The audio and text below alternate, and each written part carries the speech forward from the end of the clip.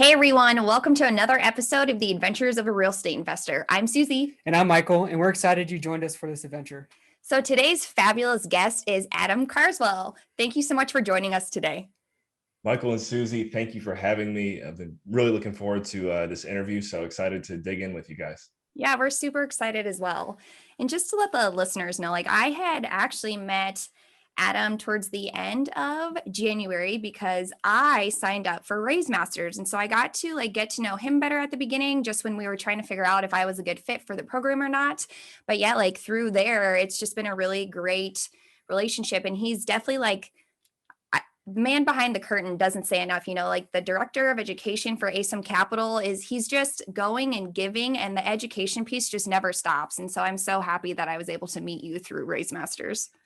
Honored again to thank you for the introduction. And now I just realized we dropped ASIM Capital. I'm wondering if I should change my Super Mario Louis Vuitton background to my ASIM background now, but I think I'm going to keep showing some personality today and leave it up there. I love That's it. Okay. So for all the listeners who are just listening and not watching, there's this Super Mario Louis Vuitton looking background behind Adam. I know it's amazing. Adam, would you mind sharing with our listeners a little bit about your background and how and why you started investing in real estate? Sure. So looking back on my childhood, ages up to 1 through 18, whenever I grew up in Cleveland, Ohio. I'd say as far as what I wanted to do professionally as a kid, never really knew exactly, and never really cared much. I knew that I wanted to go to college. My dad was a college basketball player. He had a successful career. And so that was something that growing up, you always want to be like your dad in some way, shape, or form. And so along with my siblings, we always pursued athletics, and ended up going to play college basketball at Westminster College, which is in Pennsylvania. Still, it's funny. I was just talking to someone about this the other day. Halfway through my journey at Westminster is when I finally kind of decided what I wanted to do. I didn't even know my first 2 years, still an exploratory major. And I decided I wanted to be a college basketball coach, which is, again, something you don't really go to school for. So had to do a bunch of hustling and work over the summers, networking with coaches of different colleges around the country. Shaka Smart, who's actually the new head coach of Marquette University, was one of my first mentors. And I worked some basketball camps with him when he was at VCU. But pursued it, found an opportunity through my college coach at Westminster to go to Belize, where he had spent some time, and continue playing hoops there, coaching there, and get my MBA. So, and I know, Susie, you got your MBA. So I don't know, Michael, do you have yours? I don't. I'm working on my PhD though. So okay, I'm sure there's some competition going on over there. I love it. So pursued that, and at age 23, achieved that goal, and also just a series of fortunate events, ended up becoming the head coach of Galen University, where I was studying at 23. And we went on to win a national championship too. And, and it wasn't quite NCAA, which is what I was striving for, but I'm like, man, I just kind of did what I wanted to do. Do I want to keep doing this?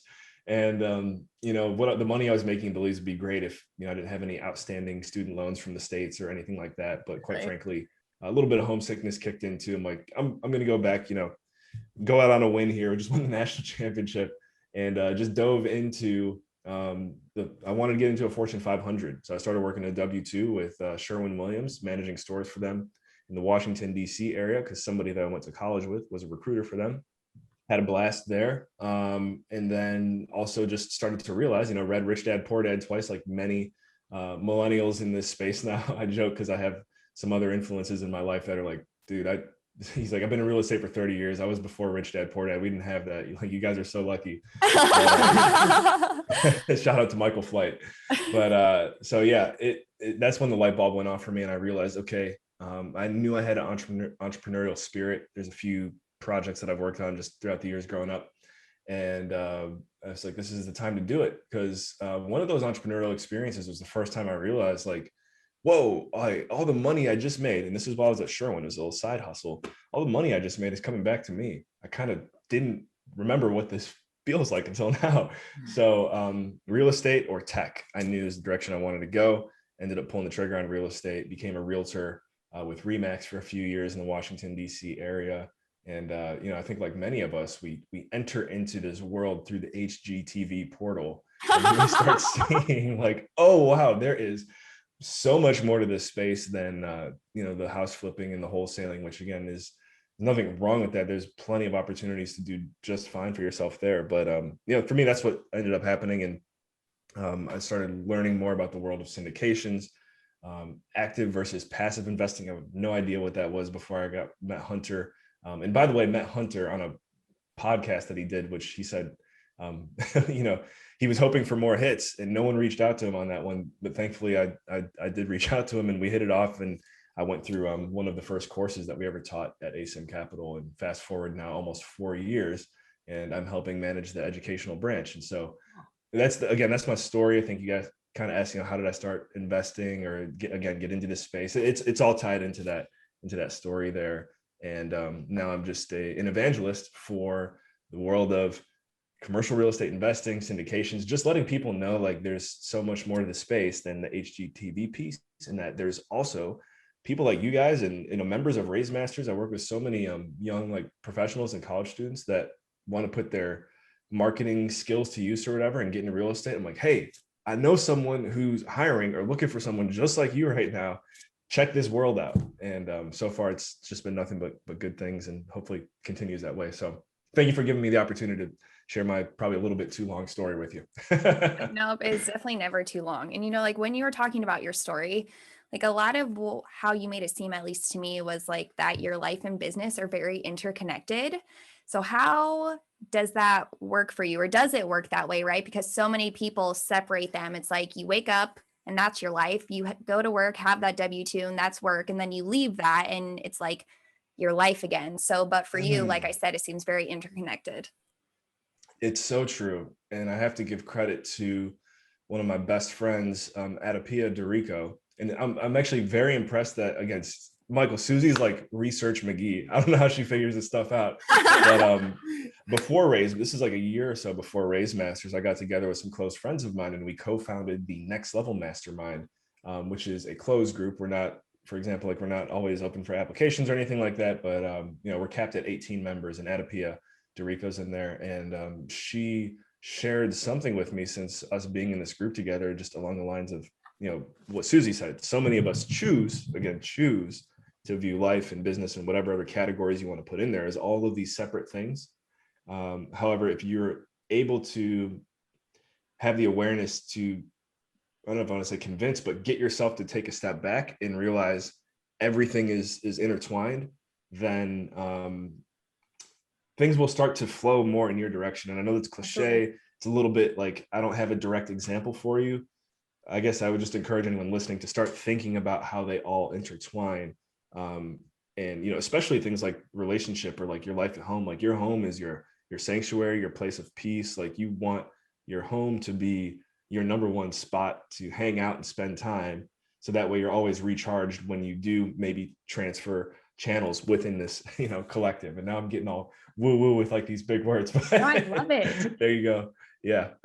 No, and you know what I love about that, because I feel like our life is very much like that as well, right? I mean, people ask us like, do you get like burnt out, or how do you separate, work from your personal life? And at first I had thought like, oh, we don't have a disconnect. Like, is there something wrong with us? But then truly I looked back and I was like, no, like I'm happier when it's all connected, like I enjoy, because our house now is our office, with COVID and everything, especially me, like I can't leave.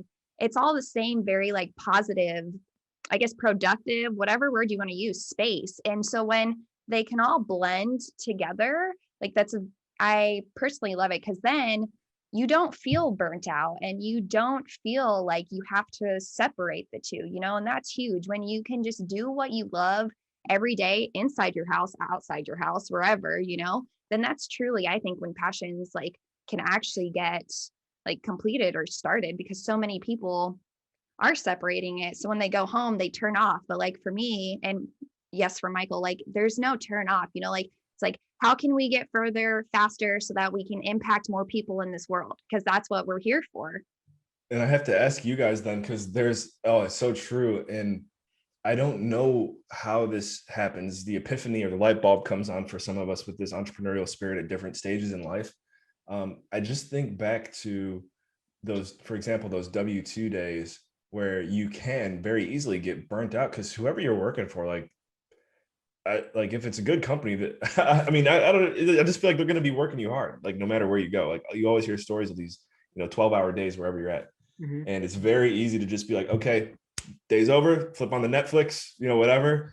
And a lot of our world is okay with that. And again, I have to say, if you've built a world where that's what you want, then it's great. I just think if you're like Michael and Susie or myself, you just always feel like you just want to keep growing, like every second counts, like every second counts. So for you guys, like when did you each or together have a moment where you realize like, whoa, every second here matters right now? So for me personally, it was when I detached a W-2 from my identity. So when I said to myself, I am helping like achieve somebody else's goal, like what is the point, right? Because like their goal is up here, right? And like I'm so far down that the values and the goals don't reach me anymore. You know what I mean? And so why would I want that to be part of my identity? Like, oh, I work for this place that stands for this, but then the employees don't get treated that way. That was it for me. I was like, never again. Like I know when I'm the happiest, and that is not when I am like striving to achieve somebody else's goal at the top when they're forgetting about the people at the bottom. Adam, you said so many things that I just want to like unpack real quick. Thank you.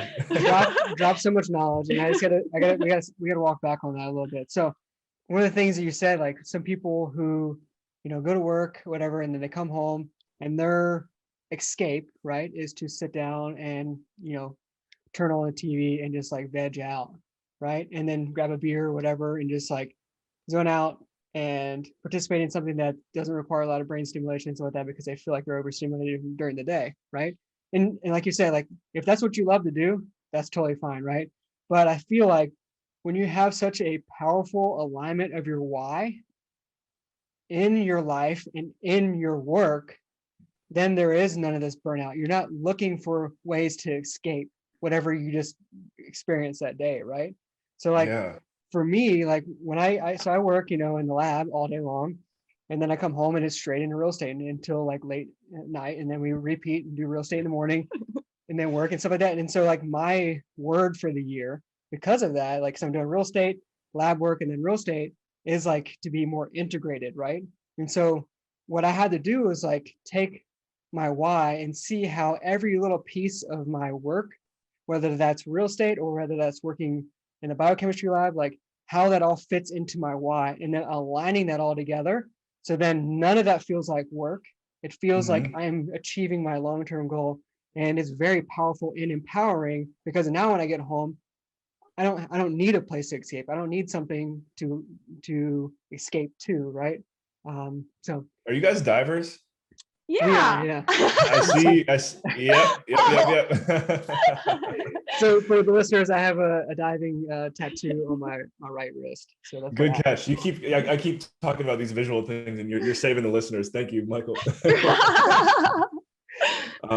What you said though is like, man, it's so powerful, and I want to zone in on one thing too here, because there's so many of us out here, these side hustle entrepreneurs that are working towards that next level, that the exiting of the matrix, getting out of the rat race. And you've gotten to a point of integration, which is definitely like, if you want to talk about steps and levels to getting to the exit or whatever, or maybe not, like that's, I guess what I want to address is, how have you handled your work environment and them maybe knowing that you're in real estate? Because there's a lot of working professionals out there that want to blossom and be this entrepreneur or real estate butterfly, but they have maybe that fear, and for good reason, of what their coworkers might think. Like, how have both of you guys been able to navigate that? Yeah, it's definitely a challenge for a lot of people. So for me, it might be slightly different because still in the Air Force. I've been in the Air Force 16 years, whatever. And so like the Air Force is sending me to get a degree. That's what I'm here for in the Cambridge, getting a degree, and then I'll go back to the academy, Air Force Academy, and continue teaching. And that's like my path, right? And so I'm slated to go back and teach as long as I will get a degree, go back and teach and everything like that. And so I can kind of do this as well on the outside, because our goal, and we've communicated to people, is like once I'm done, so I can retire in 7 years. once I'm done, I'm transitioning to real estate full time, right? There is no money in like, well, there is some money. There's no money in like teaching at a university and things like that. In academia, if I wanted to leave the Air Force Academy and go get a W-2 job, like teaching in some kind of university, there is definitely money in that. But like being a research scientist and in academia is like, I'm so far behind the curve, it didn't make any sense. I don't want to go too far down that rabbit We hole. need your teaching skills on this side of things too. Yeah. Right? Yeah, no, exactly. No, Yeah. and I mean, for me, I guess I just stopped caring. So over here, right, like they know that my time is limited because eventually we'll have to move back at the States. But I also had a realization where if my employer disagrees or my coworkers, colleagues disagree that I have and want continued growth, is this a place that I really want to be anyways? And you don't, because you're already in a negative environment. Like we are in a world where there is endless amounts of knowledge, and for somebody to tell me like, oh, like why are you doing that, or like you should be focusing on this, just this, it's like, I'm sorry. What? Yeah. And that Yeah. doesn't make sense. And even what you said earlier, like how so many people are trying to exit, like the rat race, like even if they get there, if they win, like they're still a rat. Like what do like you really have to do like that transformational journey of like saying like this is no longer who I am and this is who I'm going to be. Right. The why. Yeah. Which sparks my brain on another like direction we can go, but I know you guys got stuff for me, so I'll hold it I'll save the ace in the pocket. No, keep going. Yeah. Well, I'm just thinking like you helped me well, I don't know if I've heard this before or whatever, but it's just sticking out to me right now. There's so many important things on the road to success that aren't traditionally taught to us as kids if we're making our way through, the educational system that's mainly structured for what we're talking about right now, which is like just positioning you to be a good employee one day and, work your way up. But then as you work your way up, pay higher taxes, all that, you're just kind of in this system. One thing that's not taught, in my opinion, is discovering your purpose and your why. Right. Like, that's something that is just so fundamental to success. It's crazy how it's not taught. And then also, again, using your imagination, your creative skills, and how valuable using your mind is instead of like, again, just memorizing tasks, and communication, which is what all three of us, I think, are doing a fantastic job with right now. Myron Golden, who Hunter had on the Cashflow Connections podcast within the past 6 months or so. If anyone's able to go back and check it out, I can't remember what episode number it was, but Myron talks about the 4 levels of value. I think, did I send this to you, Susie? Yeah. I feel like I might have. Yeah. And it was phenomenal. So I will make sure to add that. Real quick, it's the main level is implementation, which means, you're working with your muscles, you're using your hands. That's right. I do remember I did send it to you because Myron goes like, it's here to protect you, not to hurt you or something like that. So working with your muscles, your hands. And then the next level is management, and that's managing the people who do that. And then there's like different price like brackets or whatever within there, but really, you tap out even at the management level, even if you're, a manager at Boeing or a major company, it's your salary might tap out at $250K. And then once you jump that bridge into the communication and the imagination, which is like where 1% of the population resides, it's just like there's no comp. Like you can scale and scale and scale and scale and just reach new levels of success that you never thought you could reach before, because you're using your spirit, I guess is the right word. Like it's you can't outsource you communicating, you guys doing this, you can't outsource it. Like it has to be you. And so getting to those levels where it has to be you to be doing the work, you can just, there's no limit. There's no limit. And so and no one's taught that, though, is the crazy thing, right?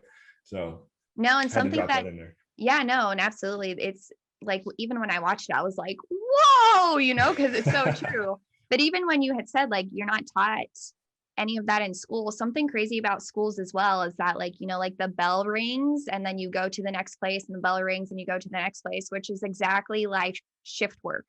So like in shift work as well, you like memorize what you're supposed to do, you clock in, you clock out, and you go, and you just hear that bell every day.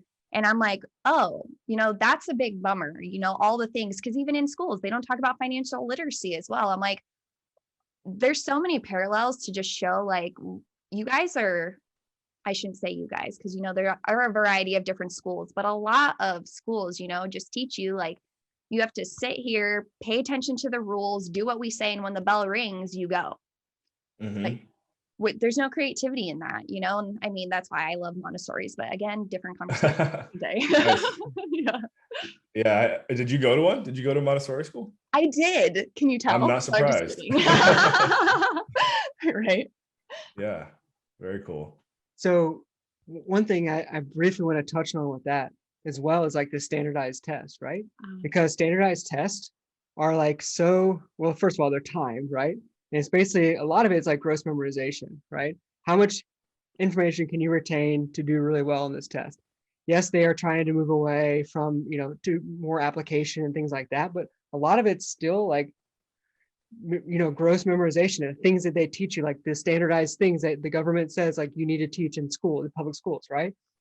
So, and it sucks for like, I know a lot of people who do really, really poorly, myself included, on a standardized test, because I have what is known as like a multiplier mind, right? Versus like a linear mind. So a linear mind is like, these are the tasks I need to do. I do them in this order. I'm really good at time blocking and things like that.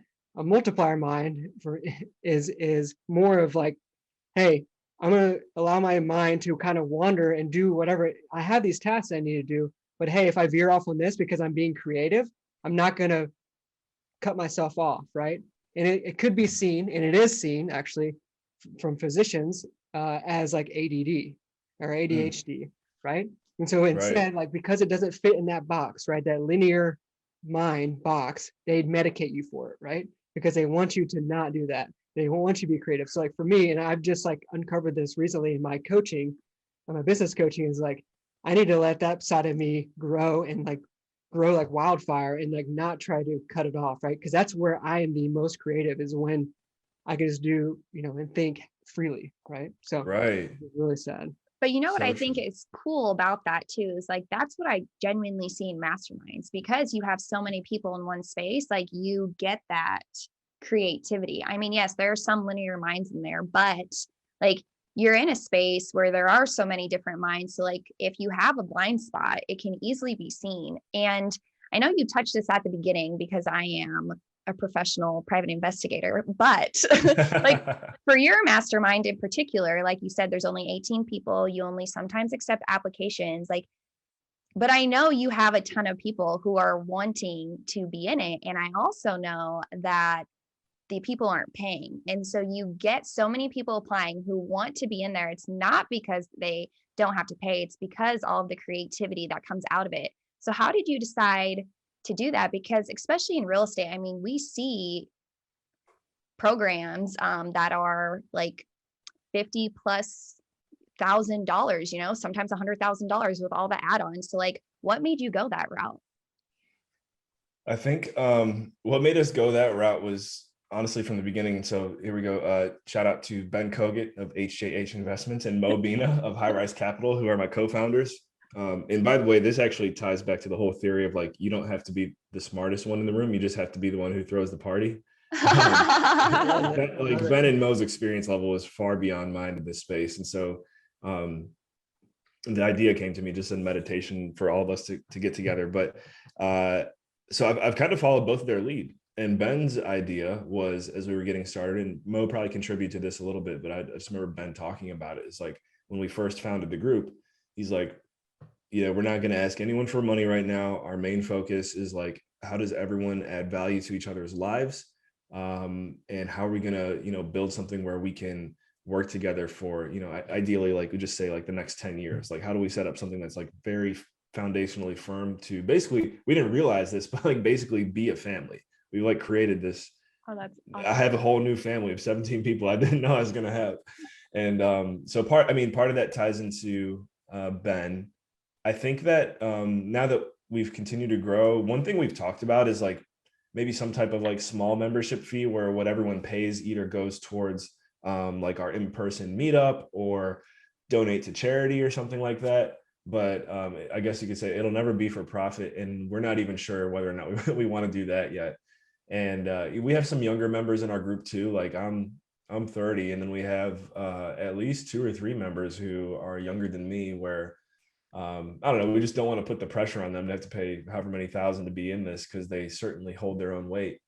And then, yeah, I mean, I don't know, I wish I had a specific answer for you, but I guess the real secret to it is start small, because it was just Mo, Ben, and I meeting every other week for a couple of weeks, and then we added on 3 more people, and then once we had 6, then we're like, hey, let's turn this into 18. And I think if you can just have that core foundation and put some systems in place to just incentivize people to make sure they show up. And hey, if you don't show up, like I told Susie, like I couldn't speak on behalf of it right now, but if somebody starts like not contributing to the group, we will consider replacing. And that's when we get great energy like you guys as a new member who like will be, you know, fully involved. And that's just how you do it, I guess. Yeah, that's awesome. I really love, you know, building a family and things like that. I think masterminds are very, very powerful for accountability. Like that's the biggest thing, Oh right? yeah. Having somebody Yeah, there. that's a big piece. Yeah, absolutely. But I want to back up 2 steps, Adam. And you mentioned this idea came to you through meditation. I know a lot, like for me, like running, like I Yes. come up with like $1 million ideas. I feel like when Oh I'm yeah. running, I don't know how to track it. If it's $1 million, I just feel like they are. Amazing thing that you can use your watch to like record things when you're Like a voice running, like a memo. voice Oh, memo, you know. nice. And so, because I Yeah, never yeah. remember them, but then I was like, oh, I have this thing on my wrist. I can record everything. Anyways, That's good. running and then meditating. So like if I'm like stuck on something or like I need to like think about something really deeply, I just get into this like meditative state and I think about it. And then for some reason, like it's either after the meditation session or maybe later, it just like comes to me like how I need to figure it out, right? Or how I can rework it, whatever. Do you experience like similar things? Absolutely. Another place where I found I catch those $1 million ideas is it's you know, it's those moments of stillness. So obviously, Yeah. meditation where you can set aside time to do it, which I don't know if you guys can relate. It does seem very hard to do that sometimes. Like if you know it's the one thing that you need the most, and it's the hardest thing to do. Right. So always trying to be a better meditator. I ain't gonna lie about that. But sometimes where you're forced to meditate is certainly when you're working out. I can relate on the running piece. And what's the other one? Either in the shower or like just waking up from either like a nap or from sleep. And I've heard once that has to do something with like alpha, beta, delta. Like there's different waves that we have. I haven't done enough metaphysics like research, but those are like times where inspiration is definitely at its highest for me, and I think for others. And I once heard that who was it? One of the Rolling Stones artists. Maybe I'll use an example. I don't know if it was right, but the song "I Can't Get No Satisfaction." I think he like literally just like woke up out of his sleep, like didn't even really know what he was writing, but just started writing down the lyrics, and like that's how that song was born. Was like from that like waking up phase. I So love that. I guess now that I say that, I got to make sure I don't do this. I should have like just a piece of paper or like a Yeah. notepad next to my bed, because you got to capture that. So there you go. No, that's awesome. Yeah. I mean, because those ideas, the ones that are just, like off the top of your head, are always the greatest ones, but those are the ones we also forget about, because then we revert to like, oh, okay, well, now I have to do my to-do list. It's like, no, that was probably like the best part of your to-do list. Don't tuck that away yet. Yeah. And I don't know what it is. Sometimes like you'll receive that inspiration in the moment, and like it's almost like if you don't act on it within that window, sometimes I'll revisit like $1 million idea and I'll talk myself out of it, and I can't stand it. But like I mean, I don't know if you guys can, like, you're like, oh, in the moment, like this is such a good idea, and then you didn't like act on it within maybe like 24 hours, and you come back to it like a week later, like I don't know if it was that good. But I feel like if you know it's good in the moment, like pull that trigger. And this is something where I'm going to go back and listen to this and hold myself accountable to. Right. Yeah, like, yeah, definitely. Yeah, I totally agree with that, Adam. And so sometimes I do the same thing, like I'm in the shower or like meditating or something like that. I'm like, oh, I have all these great ideas. And it's like when I'm in my green zone, like when I know I'm the most creative, right? In the morning for me. And like I come up with all these ideas and I write them all down. And then like if I don't, like you said, like if I don't take action on them, like next day I look at them again, like, and I start thinking, well, somebody's gonna think that's dumb, or like, Yeah. that's not gonna work, or anything like that. And I just, yeah, like you said, just need to take action on them, and see how they actually play out, instead of just like, Tucking because them away. exactly, Yeah. convincing yourself that they're terrible ideas. But yeah, unfortunately, I love to chat with you longer. This went by Right. so We could quickly. definitely do long format sometime, right? Yeah, absolutely. Absolutely. But we want to get to the 4 questions we ask everybody. These are 4 exploratory questions, and we'll begin with the first one. That is, where is one place you wish to travel and why? One place I wish to travel would be, I guess let me lead with this. Uh, I've been asked before, like, if you had to move anywhere in the world, like, where would you go? And I'll say, well, if I had to start from scratch, no family, no friends, like nothing, just pick one place that I've been that I know like would be, I think, great to live, is Japan. I had a great time in Japan. Now the question to follow up on that is like, I want to pick somewhere that I've never been, right? It's one place you wish to travel. So I have a feeling like I've never been to South Korea or North Korea. I think I would pick an Asian country. So let me go ahead and say, um, I would like to visit China, honestly, because I think if I were to go there, obviously there's all this tension between East and West, and it seems like it's just been that way for centuries. Um, I feel like there's probably more of a connection between East and West than we think, in that we're just being propagandized to think there's this big like fight between everyone. I don't know. I won't get too conspiracy theory on you guys, but I would pick somewhere in China is one place I wish to travel. I guess to be specific and manifest it, let's go with Shanghai. We'll go to Shanghai. No, I love it. I do. Love it. And so the second question is, what is the number one thing on your bucket list, and how are you leveraging real estate investing to achieve it? Number one thing on my bucket list. Well, I'm just gonna go with what just go off the inspiration, right? This is what's coming to mind for me right now. And I have a coach as well who has just flipped my world upside down. Talk about the power of writing down your goals. About like 3 years ago, I was like, I want to work with this guy. Had no idea like how I was gonna be able to pull it off, just because he's really good at what he does. But he's my coach now, and I'll keep his name private for now. But if anyone wants to know, I'd be happy to put him on your radar. So anyways, one thing that he really humbled me and called me out on recently was like, I thought that I knew what my why and my purpose was. And we kind of uncovered that it's a little bit more of a goal rather than like a true why. Yeah. And so he's like, dude, Adam, your purpose right now is to find your purpose. And that was really hard to take for a little bit, because it's like, dang, like I thought I had it down, right? Yeah. So that's number one on my bucket list right now, is discovering my true purpose, my true calling. And we've worked through it to like, man, we're getting close. But I guess I don't know, I felt called to share that with you guys. So that's number one. And how am I leveraging real estate to achieve it? Well, I'll be transparent with you guys here as well. Raise Masters, which is certainly tied to real estate on the capital raising side, has flipped my world upside down since, working with hunters changed so many things for me too. But you guys have seen it, just the caliber of people that we're surrounded by, and then being able to, sell a high ticket item that is not just helping me financially, but also literally changing the lives of dozens of members. And we're on our way to like, 75, 100, whatever, like knowing that we I think this is an example right here with you guys. Like, it's so worth it.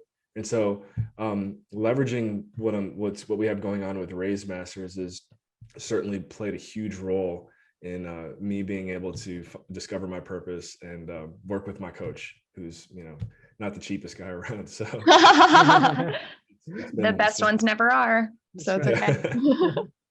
So the third question is, what is one piece of advice for someone who wants to start passively investing in real estate?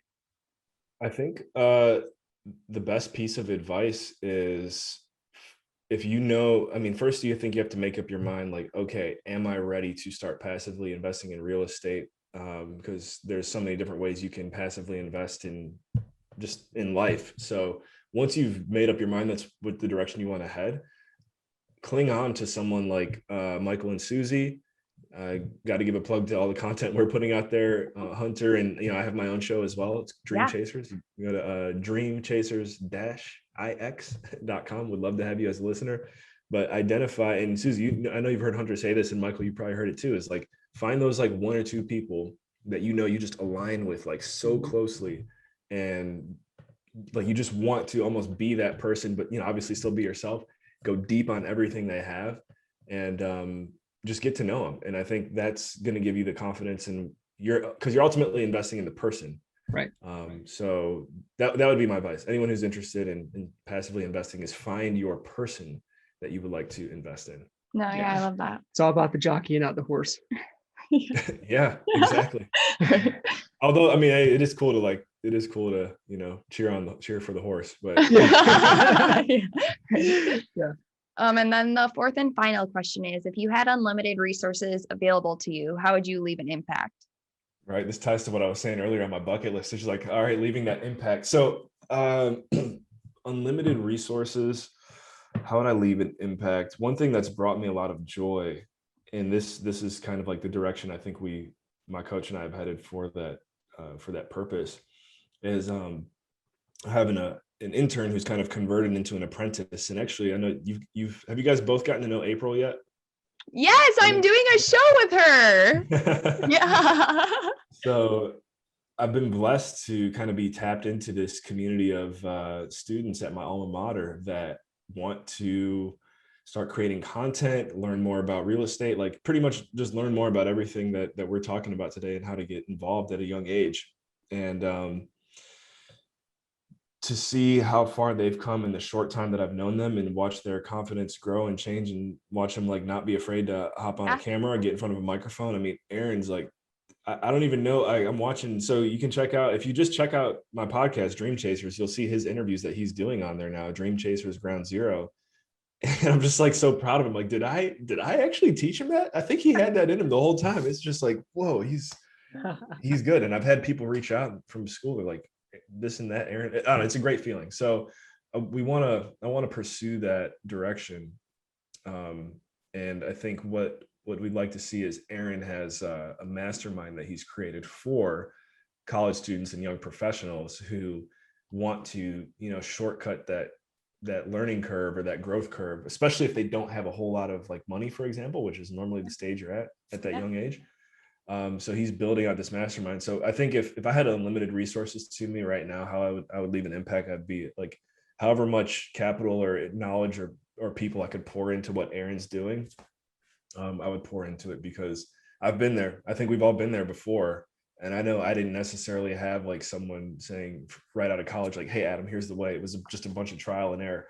So that's where I would want to leave my unlimited resources for the time being, if I could make an impact.